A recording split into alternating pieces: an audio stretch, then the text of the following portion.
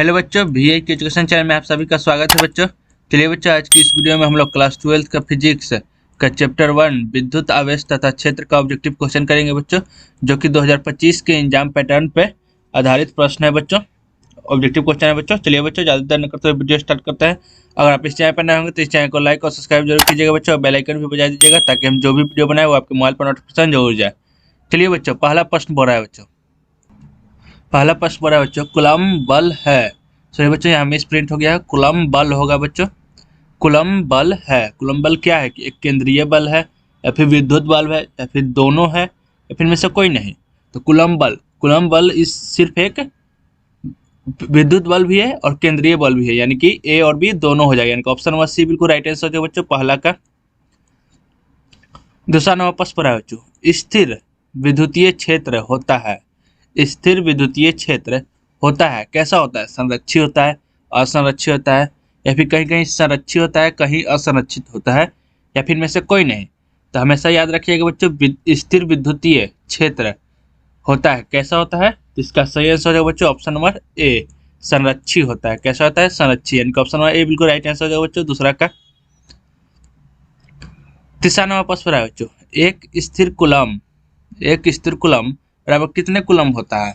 यानी कि एक स्थिर कूलम्ब बराबर कितने कूलम्ब होता है बच्चों? तो इसका सही आंसर है बच्चों ऑप्शन नंबर ए, 3 × 10⁹ कूलम्ब। एक स्थिर कूलम्ब बराबर कितने कूलम्ब होते हैं? तो 3 × 10⁹ कूलम्ब होता है, यानी कि ऑप्शन नंबर ए बिल्कुल राइट आंसर हो जाएगा बच्चों तीसरा का। चौथा नंबर प्रश्न पर है बच्चों, मुक्त आकाश की परावैद्युतता यानी कि एप्सिलॉन नॉट होती है, कितनी होती है? तो मुक्त आकाश की परावैद्युतता होती है, कितनी होती है बच्चों? तो इसका सही आंसर हो जाएगा बच्चों ऑप्शन नंबर सी, 8.85 × 10⁻12 फराडे, या फिर फराडे पर मीटर भी हो सकता है, यानी कि ऑप्शन नंबर सी बिल्कुल राइट आंसर हो जाएगा बच्चों चौथा का। पांचवा नंबर प्रश्न पर है बच्चों, एक आवेशित चालक की सतह के किस बिंदु पर विद्युतीय क्षेत्र की तीव्रता क्या होती है? यानी कि एक आवेशित चालक की सतह के किस बिंदु पर विद्युतीय क्षेत्र की तीव्रता क्या होती है?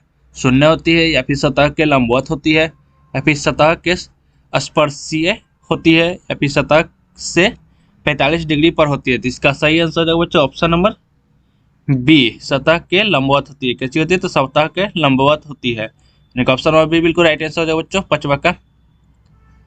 छठा नंबर प्रश्न पर है बच्चों, विद्युतीय क्षेत्र का मात्रक है, यानी कि विद्युतीय क्षेत्र का मात्रक क्या होगा? न्यूटन पर मीटर, या फिर वोल्ट पर मीटर, या फिर वोल्ट पर मीटर स्क्वायर, या फिर डायन पर मीटर? तो इसका सही आंसर हो जाएगा बच्चों ऑप्शन नंबर बी, वोल्ट पर मीटर। वोल्ट पर मीटर, यानी कि ऑप्शन नंबर बी बिल्कुल राइट आंसर हो जाएगा बच्चों छठा का। एक बात याद रखिएगा बच्चों, जब कोई न्यूटन I-1 लिखे हुए यानी कि इसका मतलब है कि इसके बट्टे में है, इसका बट्टा में है, यानी कि न्यूटन बटे मीटर है। ये याद रखिएगा बच्चों, ये हर जगह लिखा रहता है, ऐसे बट्टा ना देके ऐसे भी लिख देता है, तो ये आप लोग याद रखिएगा। जब भी -1 में करके कुछ लिखा रहेगा, यानी कि बट्टा में दिया हुआ है। चलिए बच्चों, 7वां नंबर प्रश्न हो रहा है, यदि एक द्रव्य बूंद को आवेशित किया जाता है तो क्या बढ़ जाता है? यानी कि क्या हो जाता है? यानी कि एक द्रव्य बूंद को आवेशित किया जाता है तो उसके अंदर का दाब बढ़ जाता है, या फिर उसकी त्रिज्या घट जाती है, या फिर उसकी त्रिज्या अपरिवर्तित रहेगी, या फिर में से कोई नहीं। तो यदि एक द्रव्य बिंदु को आवेशित किया जाता है तो उसके अंदर का दाब बढ़ जाता है, यानी कि ऑप्शन नंबर ए बिल्कुल राइट आंसर हो जाएगा बच्चों। क्या हो जाता है? तो उसके अंदर का दाब बढ़ जाता है, यानी कि ऑप्शन नंबर ए बिल्कुल राइट आंसर हो जाएगा बच्चों 7वां का। 8वां नंबर प्रश्न पर है बच्चों, इलेक्ट्रॉन पर आवेश होता है, इलेक्ट्रॉन पर आवेश कितना कूलम्ब होता है? तो इलेक्ट्रॉन पर आवेश बच्चों आप लोग यही याद रखिएगा बच्चों, 1.6 × 10⁻19 कूलम्ब होता है। इलेक्ट्रॉन पर आवेश होता है, कितना होता है? तो 1.6 × 10⁻19 कूलम्ब। तो ऑप्शन नंबर बी बिल्कुल राइट आंसर हो जाएगा बच्चों 8वां का। 9वां नंबर प्रश्न पर है बच्चों, किसी अनावेशित वस्तु पर 1 कूलम्ब आवेश होने के लिए उनमें से निकले गए इलेक्ट्रॉनों की संख्या होगी। यानी कि 9वां नंबर प्रश्न पर है बच्चों, किसी अनावेशित वस्तु पर 1 कूलम्ब आवेश होने के लिए उनमें से निकले गए इलेक्ट्रॉनों की संख्या कितनी होनी चाहिए? तो इसका सही आंसर हो जाएगा बच्चों ऑप्शन नंबर ए 6.25 गुणे 10 के पावर 18, यानी कि ऑप्शन नंबर ए बिल्कुल राइट आंसर हो जाएगा बच्चों। 9वां का 10वां नंबर वापस पढ़ा है बच्चों एप्सिलॉन नॉट। इसको बच्चों आप लोग याद रखिएगा, इसको एप्सिलॉन नॉट पढ़ा जाता है। एप्सिलॉन नॉट का मात्रक होता है, यानी कि क्या होता है, एप्सिलॉन नॉट का मात्रक होता है, यानी कि क्या होता है। तो इसका सही आंसर हो जाएगा बच्चों ऑप्शन नंबर बी फ्राइडे पर मीटर। फ्राइडे पर मीटर होता है, यानी कि फ्राइडे पर मीटर होता है, यानी कि फ्राइडे बटे मीटर होता है, यानी कि ऑप्शन नंबर बी बिल्कुल राइट आंसर हो जाएगा बच्चों। 10वां का 11 नंबर प्रश्न पर है बच्चों। 11 नंबर प्रश्न पर है बच्चों, निम्नलिखित में किस आवेश का अस्तित्व संभव नहीं है। निम्नलिखित में से किस आवेश का अस्तित्व संभव नहीं है। 3.2 गुणे 10 के पावर -19 कूलम का, या फिर 6.4 गुणे 10 के पावर -19 कूलम का, या फिर 2.4 गुणे 10 के पावर -19 कूलम का, या फिर 1.6 गुणे 10 के पावर -19 कूलम का। तो इसका सही आंसर हो जाएगा बच्चों किसका अस्तित्व, किस आवेश का अस्तित्व संभव नहीं है। तो इसका सही आंसर हो जाएगा बच्चों ऑप्शन नंबर सी 2.4 गुणे 10 के पावर -19 कूलम का आवेश संभव, यानी कि आवेश का अस्तित्व संभव नहीं है, यानी कि ऑप्शन नंबर सी बिल्कुल राइट आंसर हो जाएगा बच्चों। 11 का 12 नंबर प्रश्न है बच्चों, परावैद्युतता का एसआई मात्रक होता है। परावैद्युतता का एसआई मात्रक क्या होता है बच्चों। तो इसका सही आंसर है बच्चों option number A coulomb square बटे न्यूटन, यानी कि इसका सही आंसर है बच्चों कूलम स्क्वायर बटे न्यूटन गुने मीटर स्क्वायर, यानी कि न्यूटन गुने मीटर स्क्वायर हो जाएगा बच्चों। उसी को हम लोग ऐसे भी लिख सकते हैं, यानी कि ऑप्शन नंबर ए बिल्कुल राइट आंसर हो जाएगा बच्चों। 12 का 13 नंबर प्रश्न पर है बच्चों, किसी अचालक पदार्थ के गोले को आवेश देने पर वह वितरित होता है किस प्रकार। 13 नंबर प्रश्न पर है बच्चों, किसी अचालक पदार्थ के गोले को आवेश देने पर वह वितरित होता है किस प्रकार वितरित होता है। सतह पर होता है, या फिर सतह के अलावा अंदर भी होता है, या फिर केवल भीतर होता है, या फिर इनमें से कोई नहीं। तो वितरित होता है किस प्रकार होता है बच्चों, तो इसका किस पर होता है बच्चों। तो इसका सही आंसर है बच्चों ऑप्शन नंबर डी इनमें से कोई नहीं, यानी कि इनमें से कोई भी नहीं है जिस पर कि वह वितरित होता है, यानी कि ऑप्शन नंबर डी बिल्कुल राइट आंसर है बच्चों। 13 का 14 नंबर प्रश्न पर है बच्चों, किसी घिरे हुए बंद पृष्ठ पर विद्युतीय फ्लक्स भीतर स्थित आवेश का होता है, यानी कि किसी घिरे हुए बंद पृष्ठ पर विद्युतीय फ्लक्स भीतर स्थित आवेश का होता है, क्या होता है 1/एप्सिलॉन नॉट गुना, या फिर एप्सिलॉन नॉट गुना, या फिर 4 पाई एप्सिलॉन नॉट गुना, या फिर 1/4 पाई एप्सिलॉन नॉट गुना। तो इसका सही आंसर हो जाएगा बच्चों ऑप्शन नंबर ए 1/एप्सिलॉन नॉट गुना होता है। स्थिर आवेश का होता है क्या भीतर कैसा होता है, तो 1/1 एप्सिलॉन नॉट गुना होता है, यानी कि ऑप्शन नंबर ए बिल्कुल राइट आंसर हो जाएगा बच्चों। 14 का, यानी कि ऑप्शन नंबर ए बिल्कुल राइट आंसर हो जाएगा बच्चों 14 का। 15 नंबर प्रश्न पर है बच्चों, यदि समरूप विद्युतीय क्षेत्र x अक्ष की दिशा में हो तो समविभवीय तल होगा, यानी कि यदि समरूप विद्युतीय क्षेत्र x अक्ष की दिशा में हो तो समविभवीय तल होगा, क्या होगा xy तल में होगा, या फिर yz तल में होगा, या फिर xz तल में, या फिर कहीं भी हो सकता है। तो इसका सही आंसर जो बच्चों ऑप्शन नंबर बी yz तल में होगा। कहाँ पर होगा, तो yz तल में, यानी कि ऑप्शन नंबर बी बिल्कुल राइट आंसर हो जाएगा बच्चों। 15 का 16 नंबर प्रश्न पर है बच्चों, इनमें कौन विद्युत क्षेत्र की तीव्रता का मात्रक है, यानी कि इनमें से कौन है जो कि विद्युत क्षेत्र की तीव्रता का मात्रक है। कूलम, न्यूटन, वोल्ट, या फिर न्यूटन पर कूलम होगा। तो इसका सही आंसर हो जाएगा बच्चों ऑप्शन नंबर डी न्यूटन पर कूलम, यानी कि इसको हम लोग एक और तरीका से लिख सकते हैं न्यूटन बटे कूलम, यानी कि न्यूटन पर कूलम भी लिख सकते हैं, यानी कि ऑप्शन नंबर डी बिल्कुल राइट आंसर हो जाएगा बच्चों। 16 का 17 नंबर प्रश्न पर है बच्चों, जब कांच की छड़ को सिल्क से रगड़ा जाता है तब कांच की छड़ आवेश अर्जित करता है, यानी कि 17 नंबर प्रश्न पर है बच्चों, जब कांच की छड़ को सिल्क से रगड़ा जाता है तब कांच की छड़ आवेश अर्जित करता है। कैसा आवेश अर्जित करता है, धन आवेश या फिर ऋण आवेश, या फिर दोनों, धन आवेश और ऋण आवेश दोनों करता है, या फिर इनमें से कोई नहीं। तो कैसा आवेश अर्जित करता है बच्चों, तो इसका सही आंसर है बच्चों ऑप्शन नंबर ए धन आवेश अर्जित करता है। कैसा, तो धन आवेश, यानी कि ऑप्शन नंबर ए बिल्कुल राइट आंसर है बच्चों 17 का। 18वां प्रश्न पर है बच्चों, जब कांच की छड़ को सिल्क से रगड़ा जाता है तब कांच की छड़ धनात्मक आवेश अर्जित करता है, क्योंकि यानी कि इसमें 18वां प्रश्न में पूछ रहा है बच्चों, जब कांच की छड़ को सिल्क से रगड़ा जाता है तब कांच की छड़ धनात्मक आवेश अर्जित करता है, क्योंकि क्योंकि इसका सही आंसर है बच्चों ऑप्शन नंबर डी, क्योंकि कांच में इलेक्ट्रॉनों की संख्या घटती है। क्योंकि कांच में इलेक्ट्रॉनों की संख्या घटती है, यानी कि ऑप्शन नंबर डी बिल्कुल राइट आंसर जो बच्चों 18 का। 19वां प्रश्न है बच्चों, किसी वस्तु ऋणावेशित होने का अर्थ है। 19वां प्रश्न है बच्चों, किसी वस्तु ऋणावेशित होने का अर्थ है, यानी कि ऋणावेशित होने का अर्थ क्या है? कुछ इलेक्ट्रॉनों को घटना, या फिर कुछ प्रोटॉनों का घटना, या फिर कुछ इलेक्ट्रॉन को बाहर से अर्जित करना, या फिर कुछ प्रोटॉन को बाहर से अर्जित करना। तो यानी कि किसी वस्तु का ऋणावेशित होने का अर्थ क्या है बच्चों? तो इसका सही आंसर जो बच्चों ऑप्शन नंबर सी, कुछ इलेक्ट्रॉनों को बाहर से अर्जित करना, यह अर्थ है, यानी कि ऑप्शन नंबर सी बिल्कुल राइट आंसर है बच्चों 19 का। 20वां प्रश्न है बच्चों, जब वस्तु ऋणावेशित होता है तो वस्तु का द्रव्यमान क्या होता है?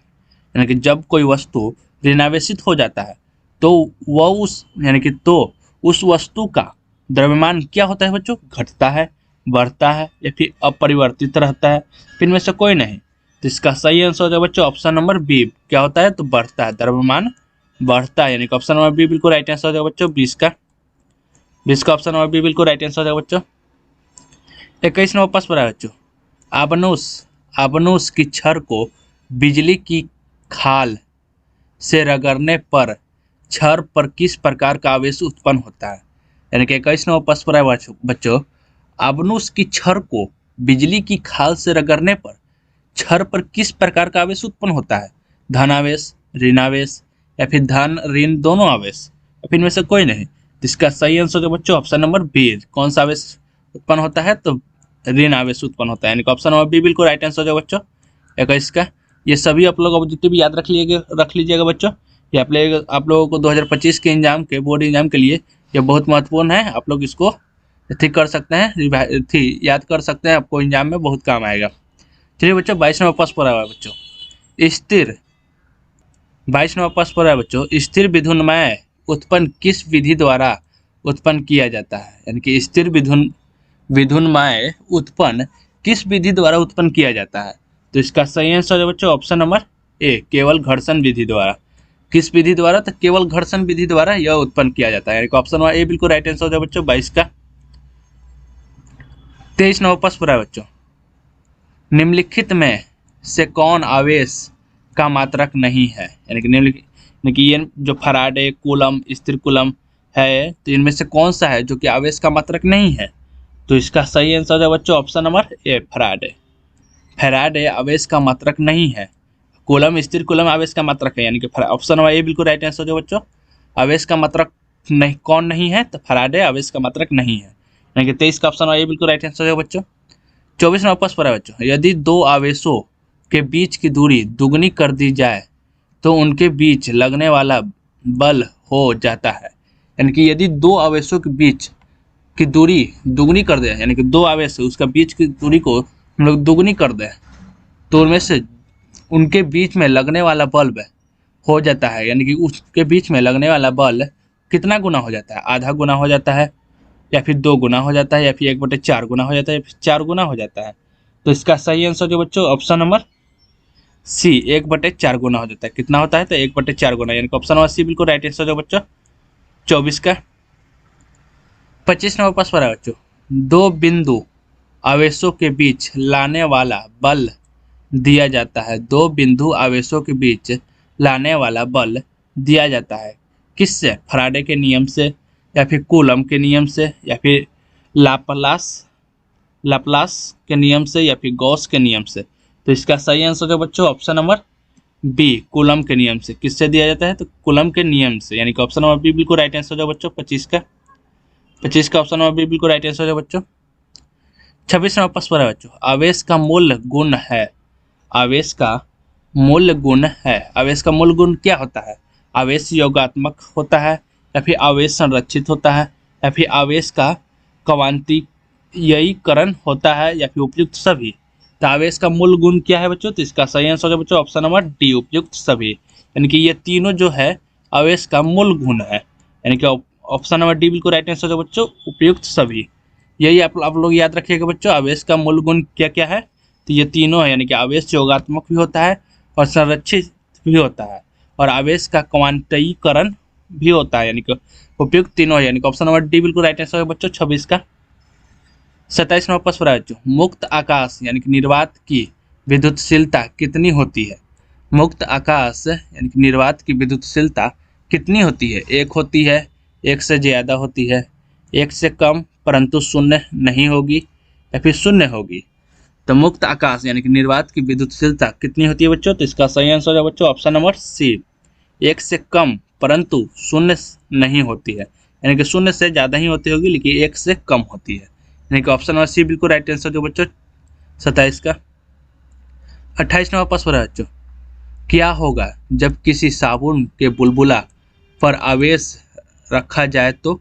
यानी कि क्या होगा, यानी कि 28 नंबर प्रश्न पूछ रहा है बच्चों कि क्या होगा जब किसी साबुन के बुलबुले पर आवेश रखा जाए तो क्या होगा? बुलबुला समाप्त हो जाएगा, या फिर बुलबुला की त्रिज्या बढ़ जाएगी, या फिर बुलबुला की त्रिज्या घट जाएगी, या फिर इनमें से कुछ भी नहीं होगा, यानी कि कुछ भी नहीं होगा। तो इसका सही आंसर है बच्चों क्या हो जाएगा? उसको जब हम लोग किसी साबुन के बुलबुले पर आवेश रखा जाए तो उसका क्या होगा? तो बुलबुला की त्रिज्या बढ़ जाएगी, यानी कि ऑप्शन नंबर बी बिल्कुल राइट आंसर हो जाएगा बच्चों। 28 का ऑप्शन नंबर बी बिल्कुल राइट आंसर हो जाएगा बच्चों। 29 नंबर प्रश्न है बच्चों, किसी वस्तु के भार पर क्या प्रभाव पड़ेगा जब वस्तु को रगड़ कर आवेशित किया जाता है? यानी कि किसी वस्तु के भार पर क्या प्रभाव पड़ेगा जब वस्तु को रगड़ कर आवेशित किया जाता हो? तो इसका सही आंसर हो जाएगा बच्चों क्या भार पड़ेगा? तो भार बढ़ भी सकता है और घट भी सकता है। ये क्या प्रभाव पड़ेगा? तो उसका भार घट भी सकता है और बढ़ भी सकता है, यानी कि ऑप्शन नंबर सी बिल्कुल राइट आंसर हो जाएगा बच्चों 29 का। 30 नंबर प्रश्न है बच्चों, यदि किसी साबुन के बुलबुला को धन आवेशित किया जाता है तो बुलबुला की त्रिज्या क्या होगी? तो अभी अभी हम आपको बताए थे बच्चों कि बुलबुला की त्रिज्या क्या होती है। तो बुलबुला की त्रिज्या क्या होगी जब साबुन के बुलबुला पर धन आवेशित किया जाता है? तो बुलबुला की त्रिज्या क्या होती है? तो इसका सही आंसर है बच्चों ऑप्शन नंबर सी, बढ़ जाएगी। क्या होगी? तो बढ़ जाएगी, यानी कि ऑप्शन नंबर सी बिल्कुल राइट आंसर है बच्चों 30 का। 31वां प्रश्न है बच्चों, इनमें से कौन विद्युतीकरण का परीक्षण करता है? यानी कि इनमें से कौन है आकर्षण, प्रेरण और विकर्षण और संचालक में से कौन है जो कि विद्युतीकरण का परीक्षण करता है? तो इसका सही आंसर है बच्चों ऑप्शन नंबर सी, विकर्षण। विकर्षण है जो कि विद्युतीकरण का परीक्षण करता है, यानी कि ऑप्शन नंबर सी बिल्कुल राइट आंसर जो बच्चों 31 का। 32वां प्रश्न है बच्चों, कौन वैज्ञानिक ने आवेश का क्वांटमीकरण प्रायोगिक रूप से निर्देशित किया था? यानी वो कौन सा वैज्ञानिक है जिसने आवेश का क्वांटमीकरण प्रायोगिक रूप से निर्देशित किया था? तो इसका सही आंसर है बच्चों वो कौन सा वैज्ञानिक था? तो मेलिकन थे, यानी कौन थे? तो मेलिकन थे, यानी ऑप्शन नंबर डी बिल्कुल राइट आंसर हो जाएगा बच्चों 32 का। 33वां प्रश्न है बच्चों, जब किसी वस्तु को भूमि से जोड़ दिया जाए तब भूमि से इलेक्ट्रॉन का प्रभाव वस्तु में होता है। लेकिन जब किसी वस्तु को भूमि से जोड़ दिया जाए तब भूमि के इलेक्ट्रॉनों का प्रभाव वस्तु में होता है। इसका अर्थ हुआ कि वस्तु, यानी कि इसका अर्थ क्या हुआ कि वस्तु एक ऋणात्मक आवेशित होगा, या फिर एक विद्युत रोधी होगा, या फिर धनात्मक आवेशित होगा, या फिर अनावेशित होगा। तो इसका अर्थ क्या होगा बच्चों? तो इसका सही आंसर हो जाएगा बच्चों ऑप्शन नंबर सी, धनात्मक आवेशित होगा। धनात्मक आवेशित, यानी कि ऑप्शन नंबर सी बिल्कुल राइट आंसर हो जाएगा बच्चों 33 का। 34वां प्रश्न है बच्चों, विद्युत आवेश का एसआई मात्रक क्या होगा?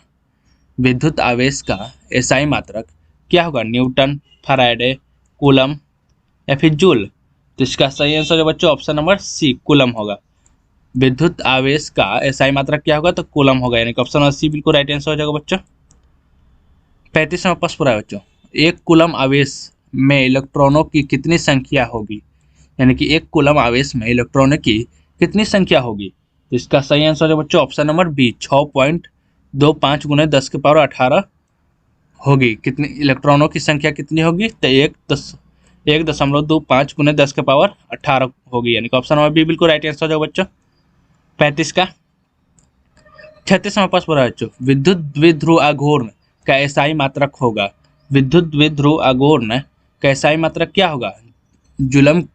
जूल कूलम बटे न्यूटन, या फिर कूलम मीटर बटे सेकंड, या फिर न्यूटन कूलम, या फिर कूलम जूल।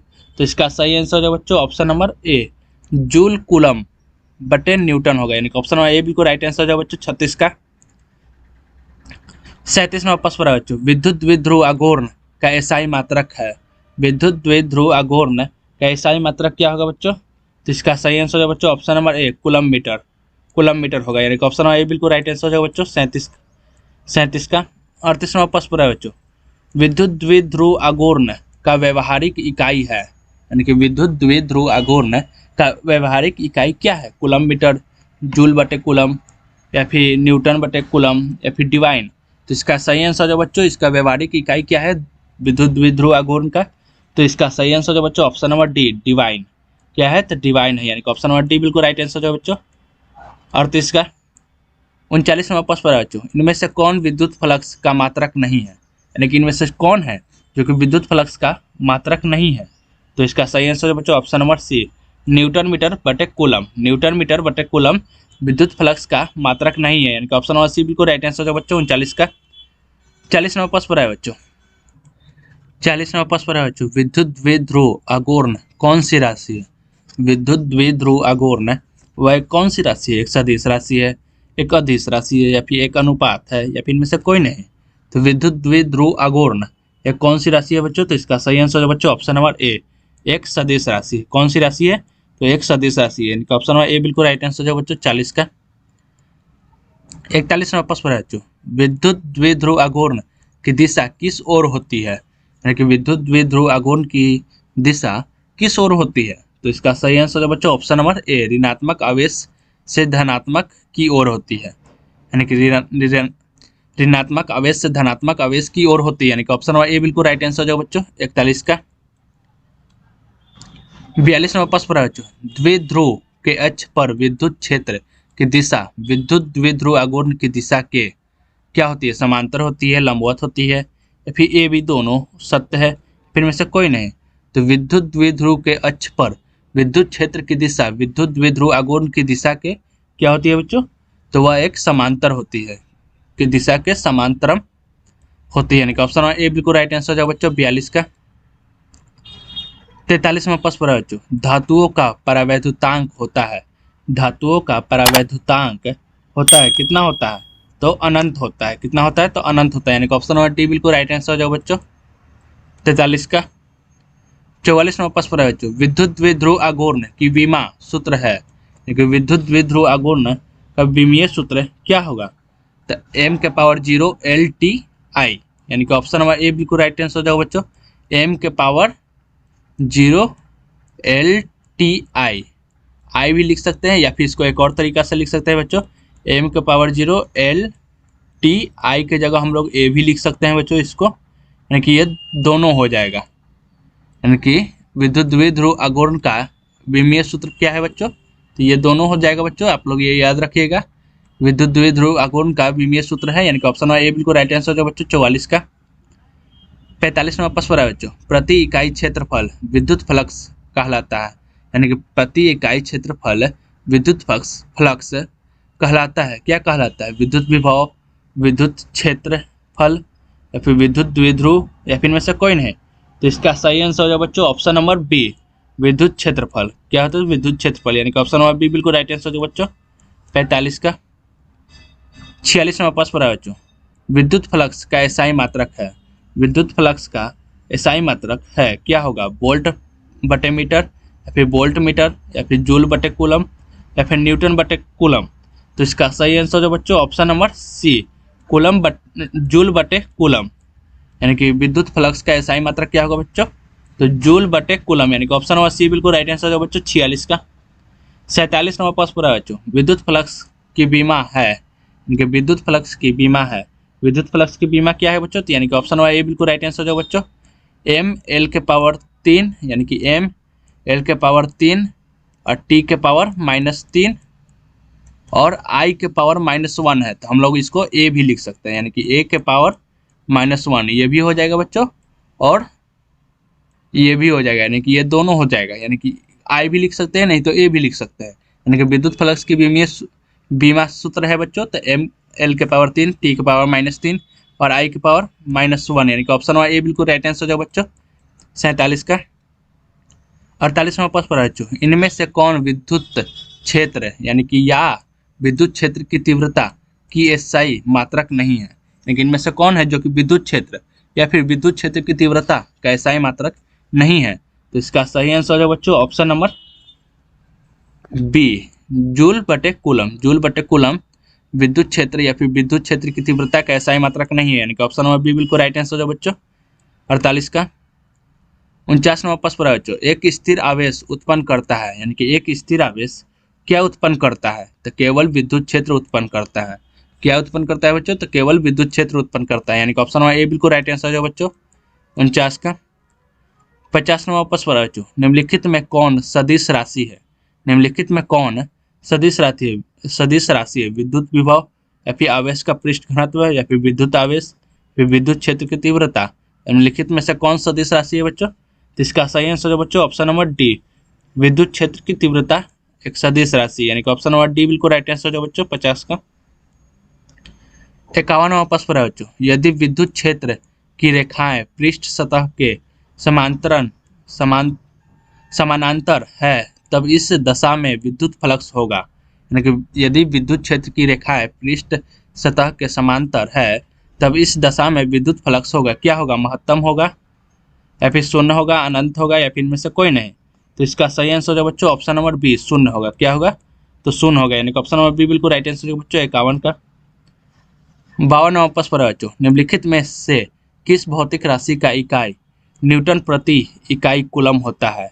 निम्नलिखित में से किस भौतिक राशि का इकाई न्यूटन प्रति इकाई कूलम होता है? तो इसका सही आंसर है बच्चों ऑप्शन नंबर ए, विद्युत क्षेत्र। विद्युत क्षेत्र, यानी कि ऑप्शन नंबर ए बिल्कुल राइट आंसर है बच्चों 52 का। 53वां प्रश्न है बच्चों, स्थिर विद्युत बल होता है। स्थिर विद्युत बल होता है, क्या होता है? संरक्षी बल होता है या फिर आकर्षित एवं विकर्षित बल होता है, या फिर ए और बी दोनों सही है या फिर इनमें से कोई नहीं? तो स्थिर विद्युत बल होता है, क्या होता है बच्चों? तो इसका सही आंसर है बच्चों ऑप्शन नंबर सी, ए और बी दोनों होता है, यानी कि आकर्षित भी होता है, विकर्षित बल भी होता है और संरक्षी बल भी होता है, यानी कि ऑप्शन नंबर सी बिल्कुल राइट आंसर हो बच्चों 53 का। 54वां प्रश्न है बच्चों, इनमें से किस विधि द्वारा विद्युत आवेश उत्पन्न किया जा सकता है? इनमें से किस विधि द्वारा विद्युत आवेश उत्पन्न किया जा सकता है? घर्षण द्वारा या फिर प्रेरण द्वारा या फिर ए बी दोनों या फिर इनमें से कोई नहीं? तो इसका सही आंसर है बच्चों ऑप्शन नंबर बी, प्रेरण द्वारा। किस विधि द्वारा? तो प्रेरण विधि द्वारा, यानी कि ऑप्शन नंबर बी बिल्कुल राइट आंसर है बच्चों 54 का। 55वां प्रश्न है बच्चों, विद्युत आवेश का मात्रक है, यानी कि विद्युत आवेश का मात्रक क्या है? कूलम, फराडे या फिर एम्पियर गुने सेकेंड या फिर ऊपर का सभी?